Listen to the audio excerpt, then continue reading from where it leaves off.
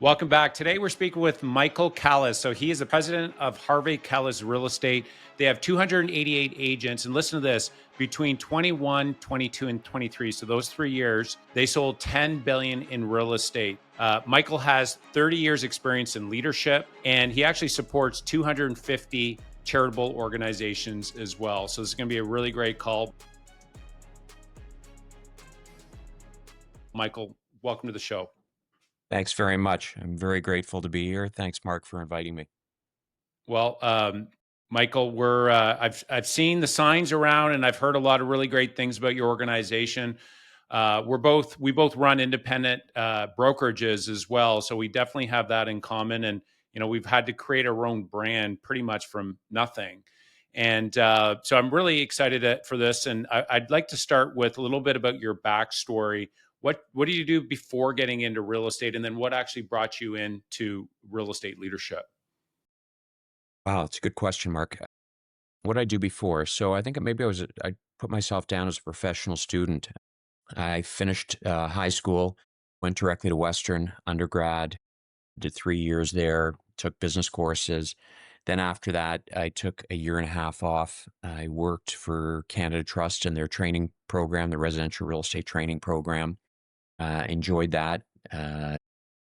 Then after that, I went and wanted to do my master's in business. So I went to the Schulich School of Business. I did that for 2 years, stuck around for an extra half year so I could play on the varsity tennis team for another session. So for that, I did my diploma in real property development, which was great. And then, you know, started at the bottom, worked in administration, and just kept moving forward. And probably about 6 years into starting with Kalles, our sales manager fell ill, and I stepped in as a sales manager for one of our offices, and then moved forward into continued on with that. And then probably about 10 years after that, became president, my father being the CEO. And I've been at it for 34 years full time. Hmm. Yeah, well, that's that background. And for those of you that don't know, Schulich School, I mean, that's if you're going into the top university and then you're going to Schulich. My wife actually was accepted to the international business program. She went there for a year, and then she ended up jumping into marketing full time. So I have some context that you were there for 2 years doing your master's. That's incredible. So your foundation in education and business, how did that help you a lot jumping into the business? And maybe can you give maybe some examples of some of the things that really helped you Yeah. when you jumped into? It's interesting. I always say that, my business degree was great for a lot of reasons. Meeting people, uh, learning how to work. I mean, everything gets ratcheted up, right? I remember in high school, we had grade 13.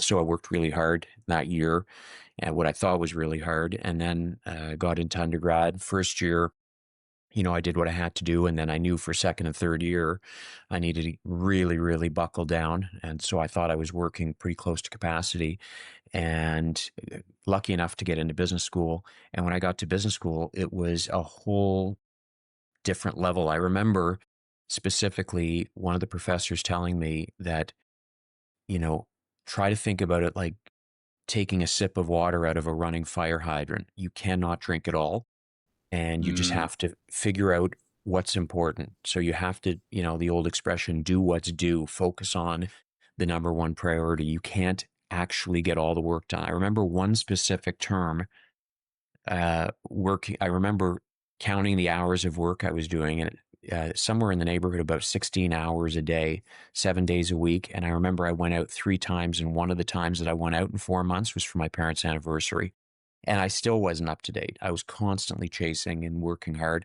And I remember I met this gentleman who was a real estate partner at Fogler Rubinoff, 3 kids, full-time job, and was doing the MBA at the same time. And his marks were better than mine. He was managing a family. a full career and the MBA, and I had no other responsibilities. And I thought to myself, wow, I got to get myself together in terms of organization. And that's really the name of the game, is learning. So learning how to learn, learning what to study, what to focus on. And I'd say that would probably be my greatest lesson. If I think about, how much did I learn from, just in time manufacturing processes, running a residential real estate firm? Not much. But sure, I learned a lot about marketing and organizational behavior. And as the years progressed, the development and a number of different areas that was fortunate enough that the school started a development program. So I definitely got a lot out of that. But I would say the number one lesson is working with people and learning how to study and what to focus your attention on. Mm. Oh, it reminds me of Gary Keller's book, the One Thing, right? Right. Focus on the one thing, and it's so Uh-huh. true what you just said there about like you never get it done. It's very similar to business. It's like everybody looks at their business and can poke holes at it, right? And it's like you trying to get it all done is just you seem to never really get there, which Never. I guess is a good thing, right? Because you're constantly growing and developing. Things are changing and you got new ideas. But just so for, maybe there's some young entrepreneurs, maybe they're in school right now and they're listening to a veteran like you that have been through it. And that is such a great lesson that you learned early on. What an advantage that would have been.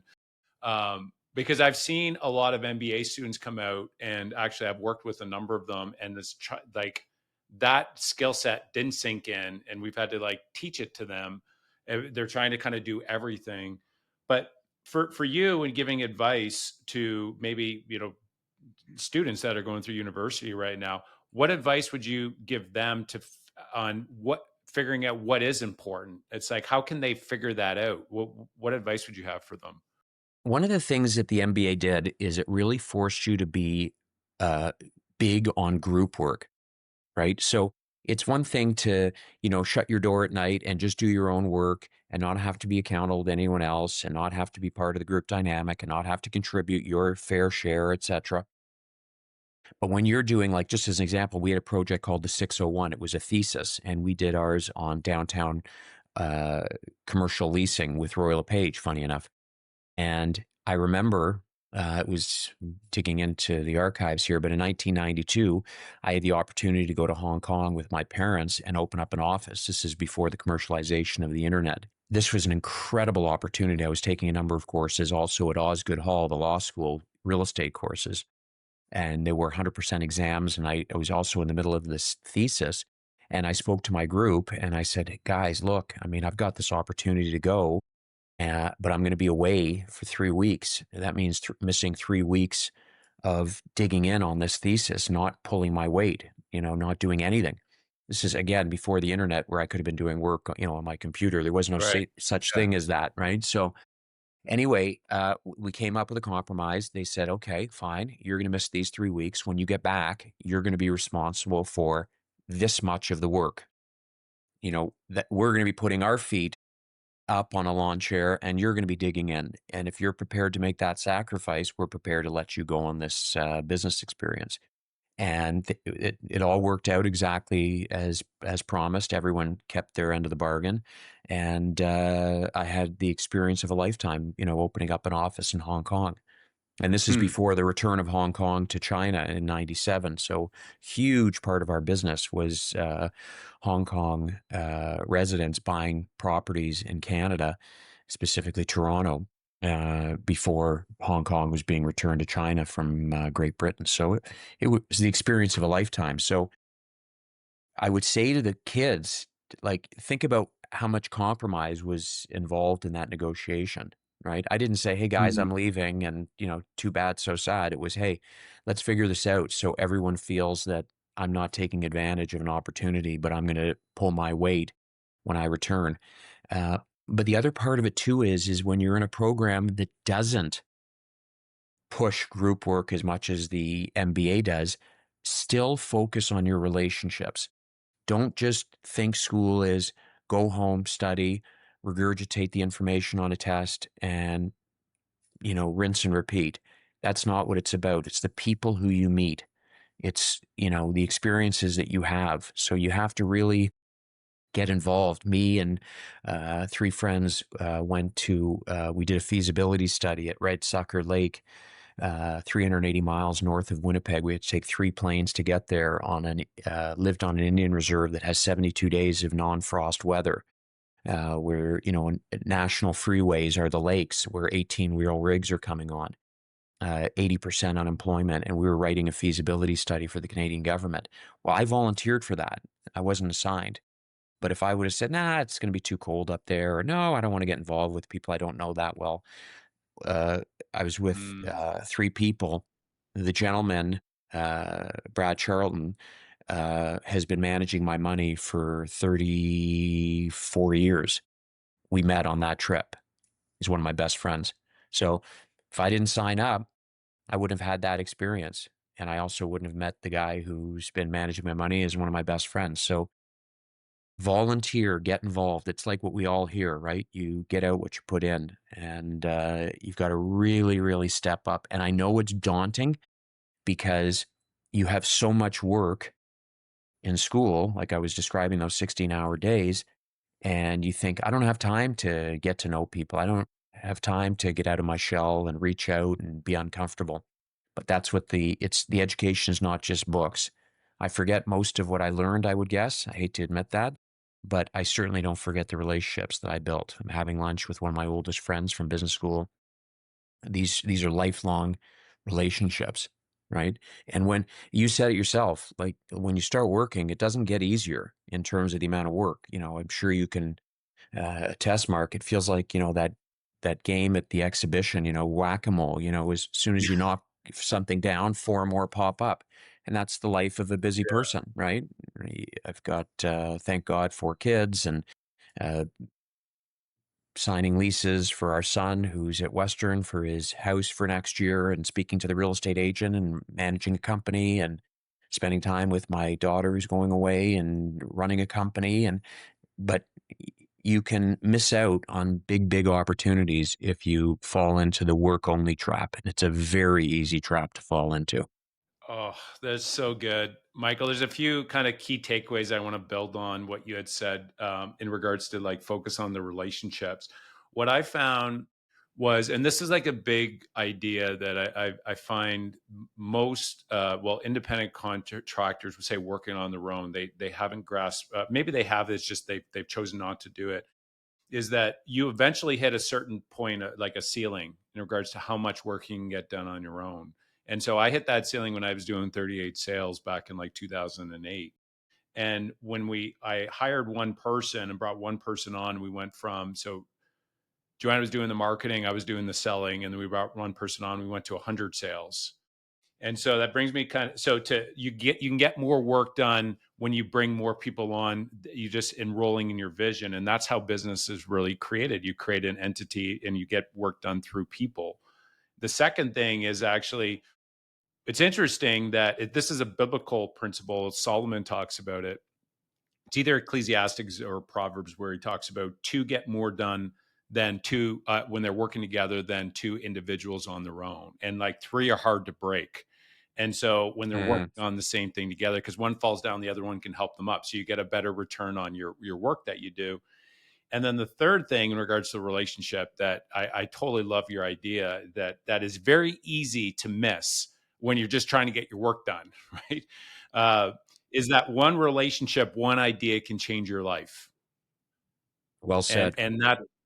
that to me is like, as you know, like you've been a YPOer for many years. I just joined myself, and that's something I'm getting more and more clear and on for myself, and a big part why I joined this Young Presidents Organization. It's a international organization where entrepreneurs can get together, for the listeners out there. But you nailed it in regards to the relationships. But it's hard for students to see that, though. I would imagine, right? No, you're 100% right. I mean, it's funny, you talk about YPO, and it's part of YPO is the first part of the session. You do a 5-minute update. So you go around and assume for a moment there's 10 people in your group. So 9 people go, and let's say I go last. I'm listening. I'm thinking to myself, whoa, man, I thought my life was busy. These Right. guys are on a whole new Right. level. I mean, it's like Yeah. just and that helps me because it really puts things into perspective. I think to myself, "My God, I can't be busier. I cannot wake up earlier. I can't go to bed later. I can't." And yet, you hear these guys and it's next level stuff, and you learn so much about time management and how people prioritize. And, you have it like that. You said something about, that, I think it was Gary Keller, the one big thing, or focus on one big thing. So for me, the one thing I focused on for the last 25 years, um, when we had our first child, we've got four, as I mentioned, is I don't want to miss anything. Right. So if it's a dance recital or a volleyball game or a softball game or anything else, and there's nothing greater in life is when you don't have regrets. So I'll give you an example. A guy in my office, his son went away to college and came into my office crying his eyes out. I said, "Man, I'm surprised like you should be happy your son made it into school and everything." He said, "I'm not crying because of that. I'm crying because I worked so hard throughout his childhood. I missed so much. And now he's pushing off to college and I worked for my family's, for the betterment of my family, but I feel so bad that I missed out on those, once in a Mm. lifetime opportunities." And my promise to myself is I would never have that. So I'll give you an example. Our youngest, our son, his name's Ace. So you can imagine how much I like tennis. That's his real name, by the way. But anyway, he went off to school, and then I gave him a hug to say, "Hey, see you later." I may have had tears, but they weren't tears of, "Oh my God, what have I done? I never spent any Yeah. time with this kid. I feel so bad. I missed out on." It was, "I'm going to really miss having my son around the house. I'm just crazy Yeah. about the kid. I could spend every minute with him." That was the only reason for the tears. It wasn't tears of, "I should have done this or I should have done that." Right. So pick it, right? Pick what your priority is. Now, someone could say to me, "That's fantastic. And you're able to achieve this much business success." And the question is, would you achieve more business success if that wasn't your priority? Probably. But am I prepared to give up on business success for what I consider personal and family success? And my answer is yes. No judgment. Everyone has their own questions and their own answers.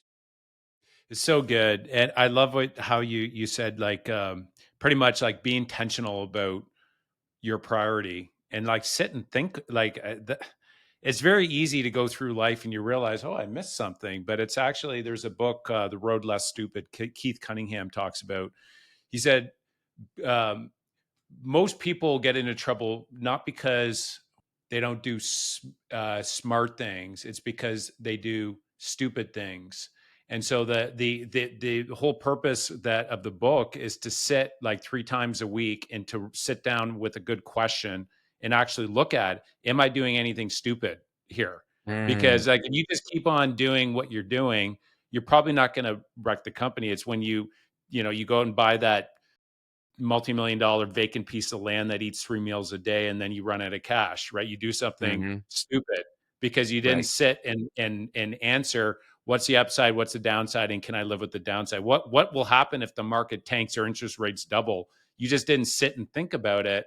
And Mm. so it's an interesting thing to be intentional about what your priorities are and then also be intentional about what you're focusing on and spending your time on as well. It's really good, intentionality. Yeah, no, you said it well. I love telling this story because it's so indicative, of our world. So people will say to me, "Oh boy," even my kids will say to me, if you ask my kids, "Hey, when was the last time you saw your dad sitting on the couch and just watching the tube?" You lived in the house 21 years. Answer, never, not once, not a minute.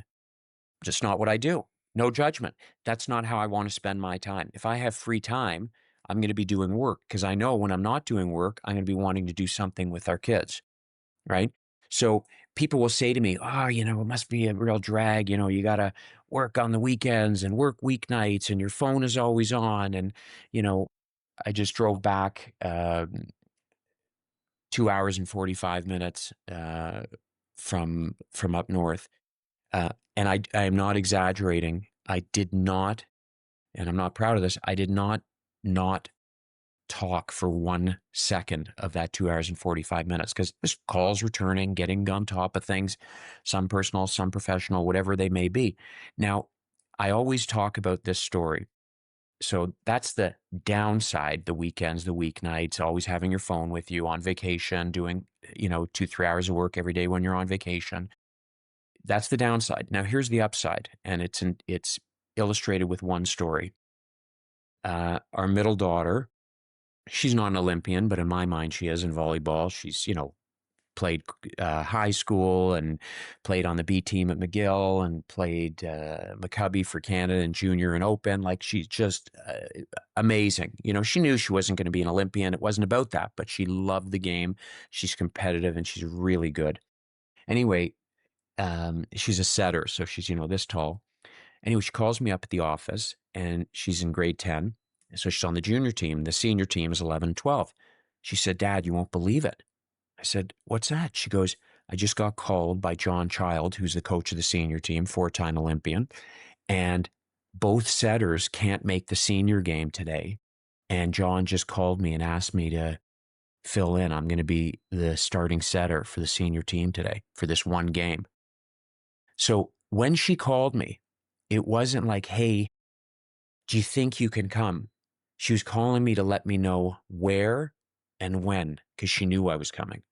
Now, That's people cool. think, "Oh, wow, I mean, that's great." But here's a question. So if I'm a lawyer and we're working on a closing for 5 p.m. and I get a call like that at 3:30, I wouldn't even bring it up to the other lawyers. We're all working on a 5 p.m. closing. Why would I think that I'm so special that I could leave when everyone else is, the other lawyer could say, "Yeah, my son's in a hockey game." The other one could say, "My daughter's at a, dance recital." The fact of the matter is, I'm able to leave. I'm able to make calls on the way there, make calls on the way back. But for that hour, I have this. And that to me is a privilege. And for any privilege in life, you work for it, right? So that's my payment for that gift, that hour, which is, and I'm not exaggerating, one of the 10 best hours of my life. You pay for that. That's just the way life is. And so that's the weekends, that's the weeknights, right? Nothing's for free. Michael, from the beginning of our conversation, even before we started, but up until now as well, there's a massive priority on family. And not only I could tell, I know what to say your mom, and I know what, when your father was around as well. But just how you're speaking about your parents, and then your kids as well. What else do you think, if you were to give any sort of counsel or advice or wisdom to young entrepreneurs that are starting out that maybe have a young family? Mm. What other pieces of wisdom could you give them? Yeah, that's such a good one, right? It all depends on your career, right? I remember I bumped into a buddy of mine. We grew up together in the same area, and young family. I remember him saying to me, he goes, "That's unbelievable. I leave for the office before my kids are up, and I get home, my kids are in bed." And he wasn't saying it to brag. He was just saying that's the state of my life right now, and it's really unfortunate. It's very difficult. And like I said, I recognize I'm in a very enviable position. Yes, I have to work my tail off, but I do get that flexibility and autonomy. That's a really wonderful thing to be able to, and not everyone has that, right? But if you are able to make every effort, I'll give you an example. You brought up my father, one of my idols in life, who recently passed on July 9th. Um, so when my father started, he didn't have a management team like I do and 28 people on support staff like I do.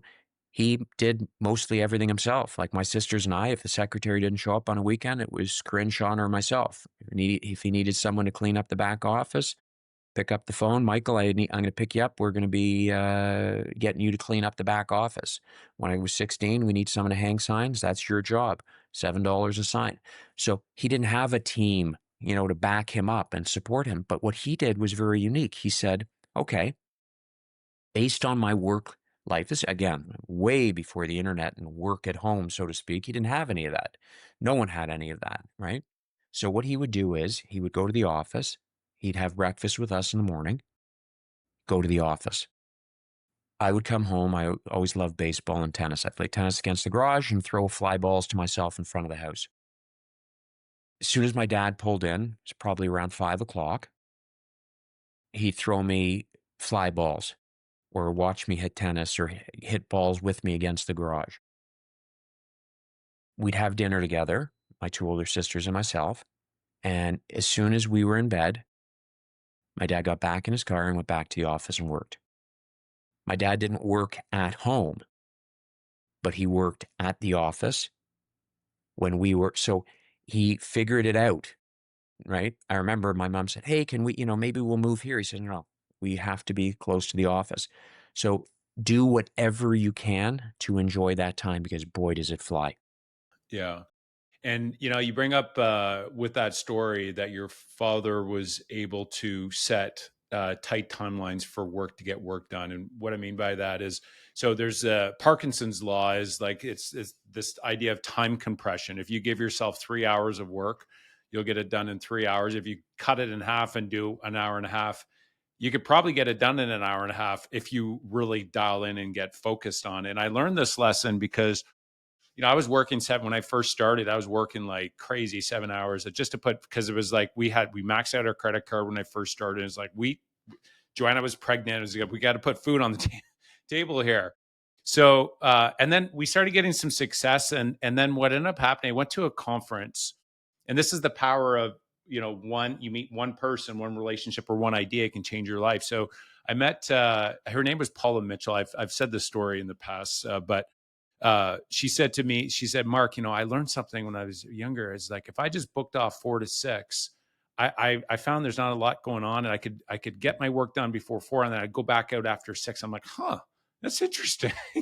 And so Mm, I started doing it, and I realized I was getting as much work done. It was actually, I was being more dialed in and more focused because I in the back of my mind, I'm like, oh crap, I don't have any excuses. I only have until this time. And we've all experienced this when we go on, vacation, or, we realize like, wow, we're like superhuman. Can you imagine mm-hmm. doing that kind of work and having that kind of mindset every single day? Well, that's what I found. I knew I was having to go home because Joanna was like expecting me. And that was like such a great gift that one idea Mm. that I was able to tie in. And it's been a major gift that I found. Just this idea of time compression. Sounds like your dad figured that out as well pretty early. Yeah, and you said it well. If people always laugh when I go on a vacation, it takes me 20 minutes to pack. People are like, yeah, it took me days. Listen, I've got a list. Boom, boom, boom, boom, boom. Now it's a lot easier being a man. Let's face it. We standard. I mean, I wear the same thing every day, a suit. But my point is that if you gave me 6 hours to pack, I'll fill every minute of it. It'll take me 6 hours. Give me 20, I'll get it done in 20. Right. So you're right about that. And compression is the same. We had have an agent in our office, Zan Molko. He says, okay, well, I'm between 4 and 6, I return all my phone calls. Between 10 and 12, I return all my emails, like just as an example. And like you said, time slotting and time compression. Those are his times. Yeah. So good. So good. All right. Leadership experience. I mean, you have 30 years experience leading. How would you explain or define or describe a really great leader? Okay. One of the things I think is crucial is consistency and keeping your cool. People Mm, close, I always say this about people who are very close to me. You're either going to love me for keeping my cool or hate me for keeping my cool. And they say, well, what do you mean? I said, well, some people, might want someone who's a little bit, more reactive and emotional and, lying in the fetal position when, things go sideways. But I always ask the agents, like, when a deal goes off the rails, do you want me to be screaming and crying and yelling and swearing, or do you want me to keep a cool head and guide us through this process? Right. So I think keeping a cool head is crucial. Losing your cool is unbelievably ineffective. Not forget leadership, just in general terms. Right. Uh, I mean, I've got 100 stories on this, but I won't bore you with them. Just keep your cool. Take a deep Yeah. breath. If you need some time, space, do it, but don't lose it on people. Don't scream. Don't raise your voice. Don't swear. Don't call people names. Don't show frustration on the outside, even if you're feeling it on the inside. And be consistent. If you're going to be uh, really, really tough, just be tough all the time. But people have to know that they can approach you all the time and you're going to be the same person they left. Everyone's got stress, everyone's got pressure. Come into an office with 50 people in it, everyone's had a story, everyone's had a rough morning, everyone's had challenges, real challenges. But if you're going to be in the office, you got to keep your cool. You got to be consistent. And I think those are two really, really important. I think we talk about other things, recognizing greatness and, passing along approval and all these other things and fair remuneration. We can talk about all those things, but really, really, really keep your cool and be consistent. Yeah, people like to have somebody that's cool, calm, and collected that is in charge. Because when you see somebody in charge that is freaking out, then that creates panic across the company for sure. That's right. It's interesting too. You realize as you get in the business longer and longer, you're like, hmm, every single time that I thought that everything was gonna blow up, it's like it just seemed to work out. And then I Mm, realized it's just like eventually, it comes down to like everything just costs you can fix most things with money. It's just how hmm much is it gonna cost you? You made a mistake. It's like, okay, how much is it gonna cost you? Okay, well, that was a great lesson. But eventually you can boil it down to money is what it comes hmm down to. And like most businesses, nobody's gonna, I mean, maybe in some businesses, but you're probably not gonna die, right? Thank It's God. probably not nobody's going to die. You might get sued, but it's going to come down to money again, right? You make a mistake, you forget to throw in the fridge. It's like, oh, you got to buy the fridge That's in the right. deal, right? You eventually learn you got to include the fridge. Don't make that mistake again, right? Which can be a valuable lesson. Which we've made that mistake before, so we've learned it definitely. But okay, cool. Well, one last question before we get into rapid fire. So when it comes down to investing, so we do. I mentioned before. We have Fair's team, and then we have a investment firm, Fair's Capital. We buy these apartments down south, and we have to go through 300 different opportunities to find one good one. We find a 100-unit apartment building that has a value add. It's got all kind of the niches that or the check marks that we're looking for. But we have a process, but it's hard to find and to make deals happen. So I'm curious, what advice or investment advice would you have for all the entrepreneurs that are out there when Mm, there's a sea of options to choose from? And not only, I mean, there's like for us, we have like 300 in we're very clear on what our buy box is now. Like you got stocks, you got mutual funds, bonds, cash, gold, crypto, real estate, multifamily, Canada, US. There's they can be overwhelming. So, what yeah. advice would you have for the entrepreneurs when making their choice? Yeah, I mean, I always say stick with what you know, right? So if you look at our family, I mean, yes, our SPs and our ESPs and all the, TFSAs and all these different things, but it's funny because I ended up doing a stock course, learning about stocks and bonds before I did business school. And you realize, I remember the textbook was literally this thick, and there's two of them actually. And you realize, focus on what you understand. Right? So if we put a mortgage on a property, we know the property. Like you said, what's the upside? What's the downside? Can you live with the downside? Right? So if you're loaning 60% loan to value, is the market going to come off 40%? Right? Are you comfortable with that asset? Um, if you're buying a multifamily residential property, are you comfortable with the rents? Can they carry the mortgage? How quickly can you replace a tenant? All of these different things. But for me, I always say, some people are looking to swing for a home run. Some people are looking for, consistent singles. What is it that you're looking for? And when you find that, get really good at it, perfect it, become excellent, and focus on what you understand, what you truly understand, right? Yeah, it should be simple enough where you get it. Yes. Even like I even think like that's even like one step further. It's like, yeah, what but if you're investing in an area and your buddy told you it's a good idea, that's probably not a in the long run. That's probably not going to pay out. Eventually you get struck there. But if it's simple enough where you can understand, does this make sense to me? Does the business plan make Hmm. sense? I think that's very wise counsel there for sure.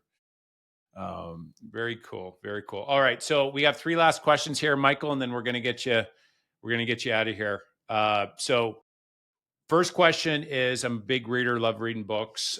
Curious for you, which book has made the biggest impact in your career? Mm. I mean, I love How to Win Friends and Influence People. Um, Another book that's not a business book, which I love, and my sisters laugh at me because I think I've read it about 3 or 4 times, Cain and Abel by Jeffrey Archer. I love that story. So intricate, and so many business and life concepts.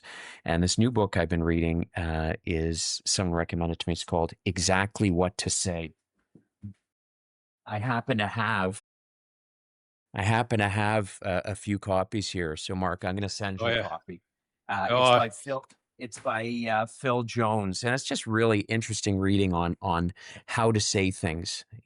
How to convey a point and say things appropriately for what it is that you want to achieve in a conversation. Oh, and, so and good. yeah, I would say those are the ones. Yeah, excellent. Three words. So if you're say your family or your friends or people you work with, people that know you best, if they were to kind of all talk and then come up with three words that best describe Michael, what are those three words? Wow, it's a good question. Nice, generous, and thoughtful. Okay, perfect. And final question is, any final advice for the entrepreneurs that are out there that will help them succeed in business? Yeah, just recognize everything's hard. Nothing's easy, right? And you can be really close to success and it can feel like you're not. And the last thing I would say in terms of advice is life isn't direct drive, right? It's not like you work I mean, if you're an entrepreneur, I mean, it's not direct drive, right? Uh, you could work 8 hours and the fruits of that labor won't be seen or felt for 6 months, Hmm. right? You can go out and meet someone and that relationship doesn't bear fruit for 3 years. So you can't have the attitude, oh my God, it's unbelievable. I can't believe I volunteered on a charitable committee and, no business came my way and no opportunities came my way. It doesn't work. Life doesn't work like that, right? You've got to go in with your full heart, be genuine in your endeavors. And like my dad would always say, good things happen to good people, right? Keep working. And you just don't know when these things are going to pay dividends in life. And the dividends aren't all financial. They're different dividends. Hmm. Yeah, that's great counsel. Good things happen to good people. Uh, Very good. Very good. Well, Michael, I really appreciate you coming on the show. If maybe the listeners they want to reach out, maybe they're looking to buy or sell or refer business or whatever. What's the best way they can reach out? If anyone would like to reach me, it'd be my pleasure. You can reach me at the office, 416-441-2888, extension 245. And my email is mike@hkre.ca. Amazing. Michael, really appreciate you coming on the show. Thanks so much for having me, Mark. I'm going to send you that book. Awesome. And thank you for everyone for listening here. If you like the show, you can go ahead and subscribe to the channel. And just remember, guys, one of the best ways of building your wealth is to build your business and to invest in real estate. I love you guys.